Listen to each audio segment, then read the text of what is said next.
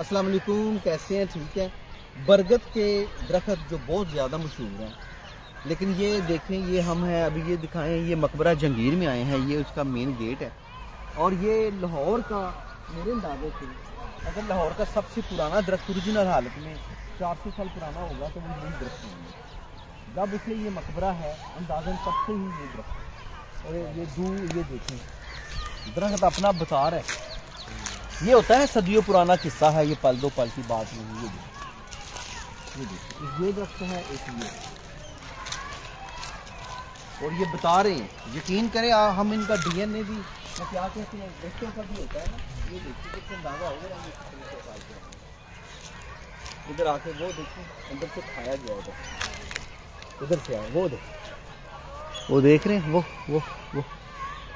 तो ये था लाहौर का सबसे पुराना अगर दरख्त होगा बरगद का 400 साल पुराना तो वो यही होगा। और ये देखिए पीछे सराय हैं, मैंने अज़रबैजान में, बुखारा में, औरों मुल्कों में देखे हैं। ये इन्होंने दुकानें बनी हुई हैं, आबाद हैं। ये 180 कमरे हैं और आप इनका हाल देखें, बिल्कुल बर्बादी है। बहुत शुक्रिया जी।